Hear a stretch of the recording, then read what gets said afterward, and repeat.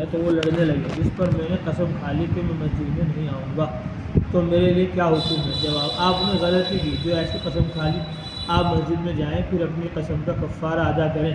کفارہ یہ ہے کہ 10 مسکینوں کو 2 وقت پیٹ بھر کھانا کھلائیں یا 10 غریبوں کو کپڑا دیں۔ اگر اتنی وسعت نہ ہو تو 3 روزے مسلسل رکھیں اور آئندہ اس قسم کی چیز نہ کریں۔ مسجد کی دیواروں میں دکان کی الماری بنانا۔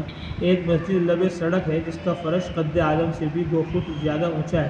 مسجد کی ایک دکان چھوٹی سی ہے، اگر وسعت دینے کے لیے ایک چھوٹی سی الماری بنا دی جائے، نیز یہ الماری مسجد کے فرش سے نیچے کی طرف ہوگی، کیا یہ جائز ہے؟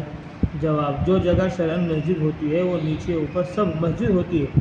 مسجد کی دیوار میں اس طرح الماری بنانا کہ وہ مسجد کے فرش کے نیچے پڑتی ہو اور اس کے کرائے پر دینا ذریعہ آمدنی بنانا شرعاً درست نہیں ہے۔ مسجد کی تعمیر کردہ وہ دیوار میں تختہ وغیرہ لگانے سے نقصان نہ پہنچتا ہو کہ دیوار کمزور ہو جائے یا کوئی اور نقصان نہ پہنچے کہ قرآن پاک اور دینی کتب مطالعے کے لیے وہاں رکھنا درست ہے، یعنی تعمیر ہونے کے بعد الماری وغیرہ بنانا۔ مسجد سے نکلنے کے لیے تیمم کرنا۔ مسجد میں سونے والے کو احتلام ہو جائے تو نکلتے وقت اس کو تیمم کرنا ضروری ہے یا نہیں؟ جواب: مسجد سے نکلنے کے لیے تیمم ضروری نہیں، البتہ اگر کسی عارضے کی وجہ سے اس وقت نکلنا دشوار ہو تو تیمم ضروری ہے۔ کیا مسجد میں پہنچ کر پہلے بیٹھے؟ سنت یہی ہے کہ مسجد میں جاتے ہی بغیر بیٹھے تحیۃ المسجد کی 2 رکعتیں ادا کریں، اور اگر پہلے بیٹھ گیا تو یہ ترک اولیٰ ہوگا۔ اولیٰ اور مستحب یہ ہے کہ مسجد میں داخل ہونے کے وقت اگر وضو ہے اور وقت میں گنجائش ہے تو پہلے 2 رکعت تحیۃ المسجد پڑھے پھر بیٹھے، اور یہ جو رواج پڑ گیا ہے کہ مسجد میں داخل ہو کر پہلے بیٹھ کر پھر تحیۃ المسجد وغیرہ پڑھتے ہیں، اس کی کچھ اصل نہیں ہے۔ بیٹھنے سے پہلے تحیۃ المسجد پڑھنا افضل ہے، مگر بیٹھنے سے ثابت نہیں ہوتا، اس لیے بیٹھنے کے بعد اگر جلدی جماعت شروع ہو گئی تو یہ فرض تحیۃ المسجد کے قائم مقام ہو جائیں گے۔ اگر جماعت میں تاخیر ہے تو اٹھ کر تحیۃ المسجد ادا کرے۔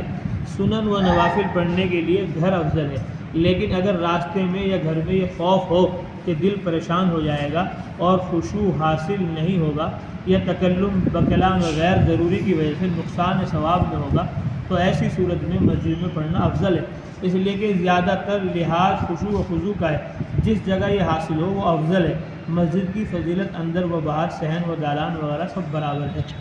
مسجد میں داخل ہونے پر 2 رکعت پڑھ لے تو وہ تحیۃ المسجد اور تحیۃ المسجد دونوں کے قائم مقام ہو جائے گی، بلکہ مسجد میں داخل ہوتے ہی کوئی بھی نماز پڑھ لے تو تحیۃ المسجد ادا ہو گیا۔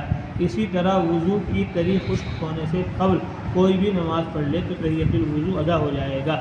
عصر کے بعد غروب تک کوئی نفل نماز پڑھنا جائز نہیں، البتہ غروب کے بعد مغرب کی نماز سے پہلے 2 رکعت نفل مختصر طور پر پڑھنا جائز ہے، مگر افضل یہ ہے کہ نماز مغرب سے پہلے نفل نہ پڑھے، اس میں کسی صورت کی تخصیص نہیں۔ اوقات مکروہہ کے سوا جب بھی مسجد میں داخل ہو تحیۃ المسجد مسنون ہے، وقتی نمازوں کے ساتھ اس کا کوئی تعلق نہیں، بلکہ 5 وقتہ نماز کے لیے مسجد میں داخل ہوتے ہی بیٹھنے سے پہلے یا بیٹھنے کے بعد جلد ہی اگر وقتی فرض یا سنت شروع کر دیں تو یہ نماز تحیۃ المسجد کے قائم مقام ہوگی۔